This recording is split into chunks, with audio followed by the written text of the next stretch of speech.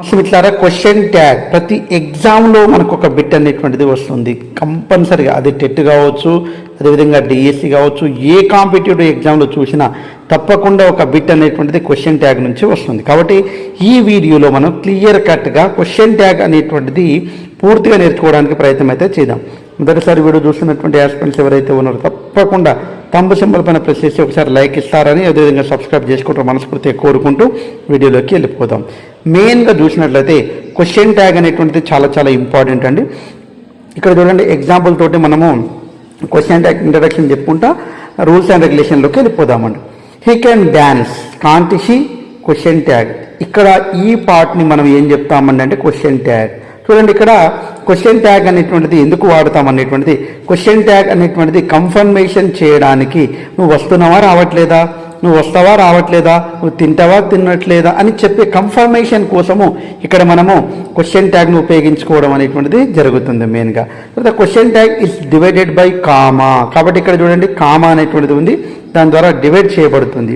Question tag always begins with a small letter. Small letter తోటి ఇక్కడ చూడండి, కాంట్లో C అనేటువంటిది స్మాల్ లెటర్ అండి. తర్వాత question tag always ends with a question mark.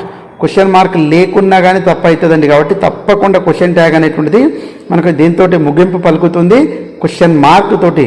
Question tag అంటేనే question ఉంది కాబట్టి కంపల్సరీ క్వశ్చన్ మార్క్ అనేటువంటిది ఉండాలండి. We always use pronoun in question tag. ప్రొనౌన్నే ఉపయోగిస్తాం. ఒకవేళ ఇక్కడ రమేష్ అనేటువంటిది నౌన్గా వచ్చింది అనుకోండి, ఇక్కడ దానికి సంబంధించినటువంటి ప్రొనౌన్ ఏమవుతుందండి, హీ అవుతుంది. ఒకవేళ లేడీస్కి సంబంధించినటువంటి సంధ్య అనేటువంటిది ఉందనుకోండి, ఇక్కడ ఏం వాడతామండి, సి వాడతాం. అంటే రిలేటెడ్ ప్రొనౌన్ మాత్రమే వాడడం అనేటువంటిది జరుగుతుంది. అవి I, we, you, they, he, she, it ఈ రకంగా ఉంటాయి. ఒక్కసారి షార్ట్ ఫామ్ అనేటువంటిది పూర్తిగా తెలుసుకోవడానికి ప్రయత్నం అయితే చేద్దామండి.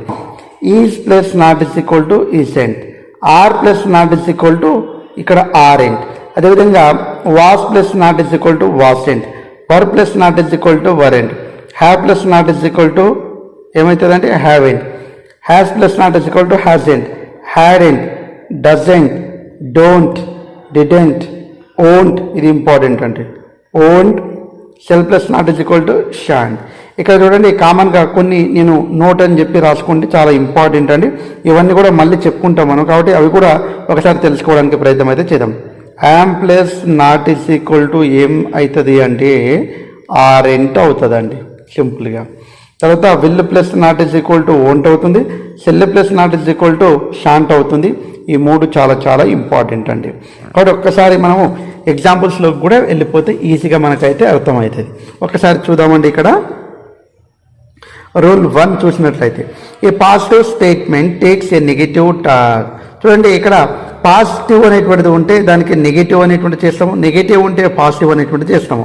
ఒక్కసారి మనము ఫస్ట్ ఇక్కడ ఏం చేయాలంటే, ఇచ్చినటువంటి వాక్యంలో మనం ఫస్ట్ దేన్ని ఐడెంటిఫై చేయాలంటే హెల్పింగ్ వర్బ్ను ఐడెంటిఫై చేయాలండి.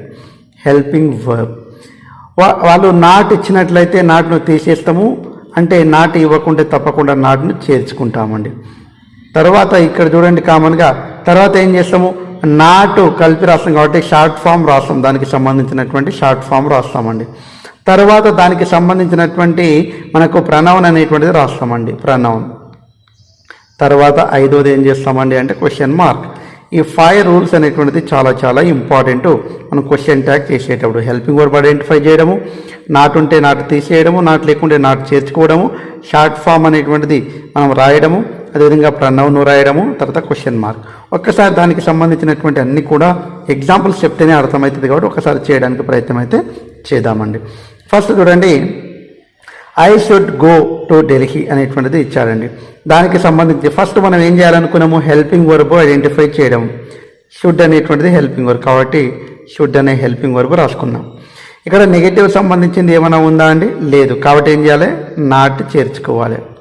ఈ రెండు కలిపి మనం రాసేటువంటిదే షార్ట్ ఫామ్. ఓ తీసేస్తాము, ఆ ఫాస్ట్ అవి చేర్చుకుంటాము. ఏమవుతుందంటే కామన్గా షుడెంట్. తర్వాత షుడెంట్ అయింది షార్ట్ ఫామ్. తర్వాత ప్రొనౌన్, ఇక్కడ ఐ ఉంది కాబట్టి మనం కూడా ఏం రాస్తామండి, ఐ రాసుకుంటాము. లాస్ట్ క్వశ్చన్ మార్క్ కాబట్టి క్వశ్చన్ మార్క్. కాబట్టి షుడెంట్ ఐ అనేటువంటిది ఆన్సర్ అవుతుంది. ఇక్కడ ఇచ్చామండి చూడండి. అంటే ఈ 5 రూల్స్ చాలా చాలా ఇంపార్టెంట్. ఫస్ట్ హెల్పింగ్ వర్బ్ను ఐడెంటిఫై చేయడము, నాట్ ఉంటే నాటు తీసేయడము, నాట్ లేకుంటే నాట్ను చేర్చడము, తర్వాత షార్ట్ ఫామ్ అనేటువంటిది రాసుకోము. Short form means N O T not ఉన్నటువంటి దాంట్లో ఓ తీసేస్తామంటే ఆ ఫస్ట్ ఆఫ్ రాసి టీ రాయడం అన్నట్టు, ప్రనౌన్ను రాయడము, అదేవిధంగా క్వశ్చన్ మార్క్ చేయడం. తర్వాత హీ ఈజ్ ప్లేయింగ్ క్రికెట్. ఇక్కడ ఈజ్ అనేటువంటిది మనం ఫస్ట్ ఐడెంటిఫై చేయాలి. కాబట్టి ఇక్కడ ఈజ్ అనేటువంటిది రాసుకుంటున్నాము. ఒకసారి క్లియర్గా రాసుకోవడానికి ప్రయత్నం అయితే చేద్దామండి. ఒకసారి చూద్దాము. ఈజ్ రాసుకుంటున్నాం. ఇక్కడ నాట్ ఉందా అండి వాక్యంలో? లేదు, కాబట్టి నాట్ చేసుకుంటాం. ఈ రెండు కలిపి రాసేటువంటిదే షార్ట్ ఫామ్ అంటున్నా నేను. ఇది తీసేసి రాస్తున్నాం ఈజెంట్. తర్వాత దానికి సంబంధించిన ప్రనౌన్ ఉంది కాబట్టి ఇక్కడ ప్రనౌన్ ఇచ్చాడు. 5th వన్ ఏంటంటే క్వశ్చన్ మార్క్, కాబట్టి క్వశ్చన్ మార్క్, కాబట్టి ఈజెంట్ హీ అనేటువంటిది మనకు ఆన్సర్ అవుతుంది. ఇక్కడ ఇచ్చారు చూడండి. తర్వాత మోహన్ అండ్ రాము విల్. ఇక్కడ చూడండి will plus not is equal to ఏమవుతుంది అని చెప్పుకున్నాము? ఓంట్ అవుతుంది అని చెప్పుకున్నాము. ఇంపార్టెంట్ అండి. తర్వాత ఇక్కడ మోహను అదేవిధంగా రాము ఇద్దరు ఉన్నారు కాబట్టి వాళ్ళు అంటాం. కాబట్టి ఇక్కడ ఏమొస్తుందండి? దే. లాస్ట్లో ఏముండాలండి మనకు? క్వశ్చన్ మార్క్, కాబట్టి క్వశ్చన్ మార్క్ డైరెక్ట్ చేస్తున్నానండి, కన్ఫ్యూజ్ కావద్దు. తర్వాత Sita was plus not is equal to wasn't. ఇక్కడ సీత అన్నాడు కాబట్టి సీతకు సంబంధించినటువంటి ప్రణవం ఏంటంటే సి. తర్వాత క్వశ్చన్ మార్క్ కాబట్టి క్వశ్చన్ మార్క్, వాజెంట్ సి అనేటువంటిది ఆన్సర్ అవుతుంది.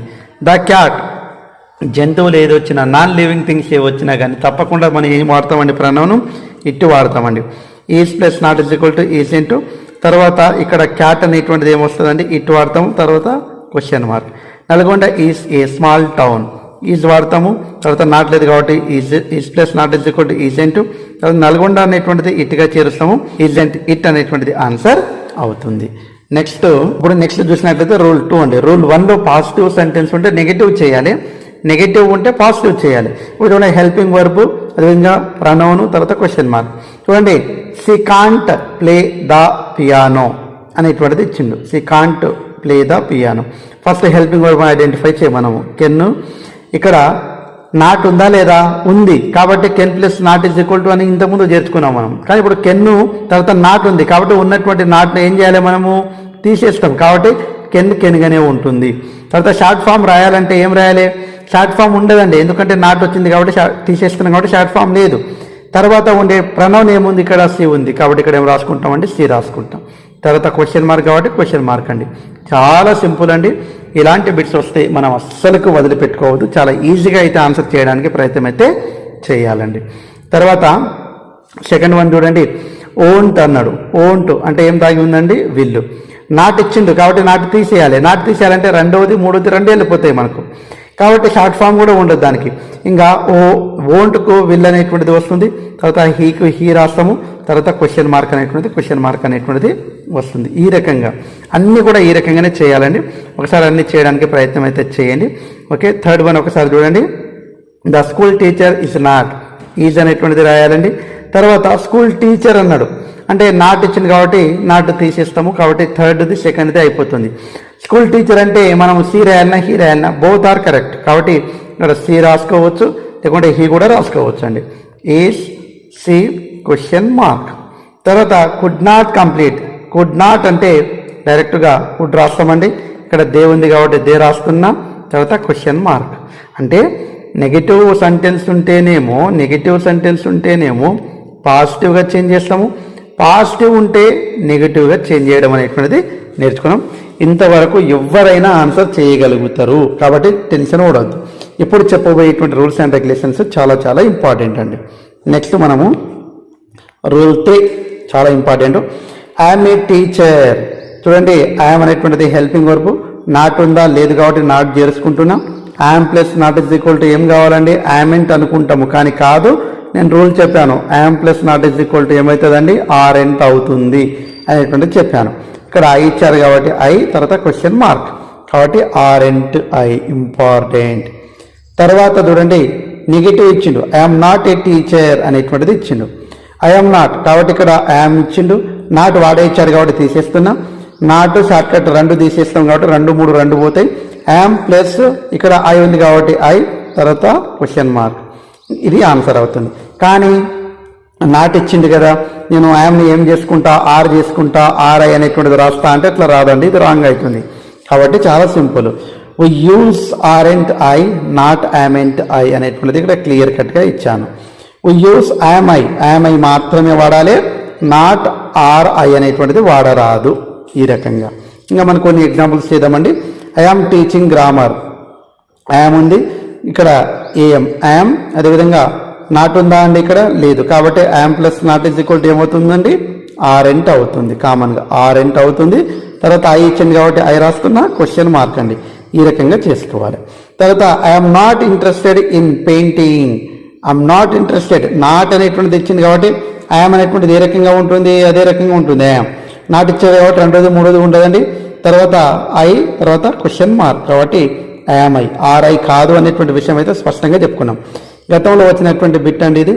ఐఎమ్ ఏ స్టూడెంట్, కాబట్టి I'm plus not is equal to aren't అవుతుంది. తర్వాత ఐకి ఐ చేర్చుకుంటున్నాం, ఆర్ఎంట్ ఐ అనేటువంటిది ఆన్సర్ అవుతుంది. నెక్స్ట్ ఆరోది చూసినట్లయితే ఐఎమ్ నాట్ ఏ స్టూడెంట్ అనేటువంటిది ఐఎమ్, ఇంకా నాట్ వచ్చిందంటే అవి తీసేయాలండి కామన్గా. ఐఎమ్ ప్లస్ ఇక్కడ ఐ, కాబట్టి I'm I question mark. Simple అండి. ఈ రకంగా ఇది చాలా చాలా ఇంపార్టెంట్. రూల్ 3 తప్పకుండా నేర్చుకోవడానికి ప్రయత్నం అయితే చేయండి. నెక్స్ట్ అదే రకంగా రూల్ 4కి వెళ్ళిపోతున్నామండి ఇప్పుడు మనము. ఓకే, నెక్స్ట్ ఇక్కడ మనం సింపుల్ ప్రజెంట్ టెన్స్ లో ఉన్నటువంటి క్వశ్చన్ ట్యాగ్ అనేటువంటిది ఏ రకంగా చేయాలనేటువంటిది క్లియర్ కట్ గా తెలుసుకోవడానికి ప్రయత్నం అయితే చేద్దాం. చూడండి, హీ లైక్స్, చూడండి సింపుల్ ప్రజెంట్ టెన్స్ కాబట్టి ఇందులో డూ కామా డస్ అనేటువంటి దాగి ఉంటుందని తెలుసండి మనకు. హీ అనేటువంటిది కామన్ గా హీ కావచ్చు, సీ కావచ్చు, ఇట్ కావచ్చు, నౌన్ సింగులర్, వీటిలో మనకేం దాగి ఉంటుంది, డస్ అనేటువంటిది దాగి ఉంటుంది. ఇక్కడ హీ వచ్చింది కాబట్టి ఫస్ట్ ఏమొస్తుందండి, డస్. నాట్ ఉందా అండి, ఇక్కడ లేదు, కాబట్టి does plus not is equal to doesn't. తర్వాత హీ ఇచ్చారు కాబట్టి హీ, తర్వాత క్వశ్చన్ మార్క్, డైరెక్ట్ ఆన్సర్ అండి. కాబట్టి వెరీ వెరీ ఇంపార్టెంట్. అంటే హెల్పింగ్ వర్బ్ లేనప్పుడు మనం ఎలా చెయ్యాలి ఆన్సర్ అనేటువంటిది క్లియర్ కట్ గా మనం అయితే తెలుసుకోవడానికి ప్రయత్నం అయితే చేస్తున్నామండి. సెకండ్ వన్ చూసినట్లయితే దే టీచ్ ఇంగ్లీష్ అనేటువంటిది వచ్చింది, సబ్జెక్ట్ ప్లస్ V1, కాబట్టి ఇక్కడ దే వచ్చింది కాబట్టి డూ ఉంటుంది. నాట్ చేర్చిందా అండి, ఇక్కడ లేదు, కాబట్టి not, do plus not is equal to don't. తర్వాత ఏముందండి, ఇక్కడ దే, కాబట్టి ఇక్కడ ఏం రాస్తానండి, దే, తర్వాత క్వశ్చన్ మార్క్. సింపుల్ అండి.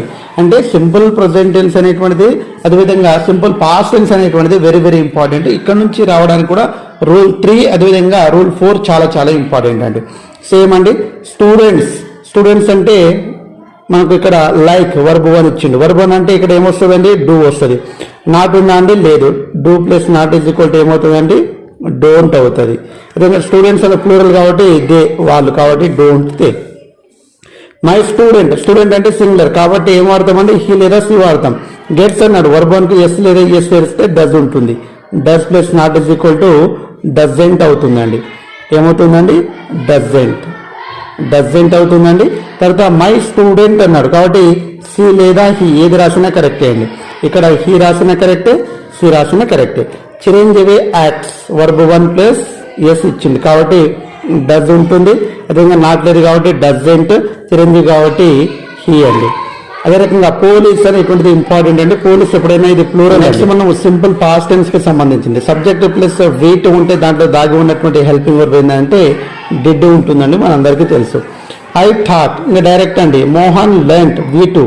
బాట్, అదే కుక్కుడు, V2 ఉంటాయి అన్నిట్లో, కాబట్టి did plus not is equal to ఏమవుతుంది, డైరెక్ట్ రాసేస్తున్నానండి. ఇంకా డిడ్డెంట్ అవుతుంది, ఏమవుతుందండి, డిడ్డెంట్. తర్వాత ఇక్కడ ఐ ఉంది కాబట్టి ఐ రాస్తున్నానండి. సింపుల్ అండి ఇక్కడ. ఓకే, తర్వాత లెర్న్ట్, తర్వాత మోహన్ కాబట్టి డిడెంట్ హీ.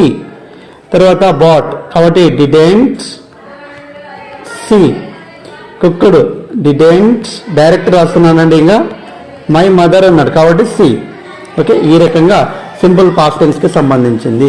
కాబట్టి ఇక్కడ మనం రాసేటప్పుడు చాలా జాగ్రత్త రాయాలండి. రూల్ 5 చూద్దామండి. ద వర్డ్స్ లైక్, ఇవి చాలా చాలా ఇంపార్టెంట్.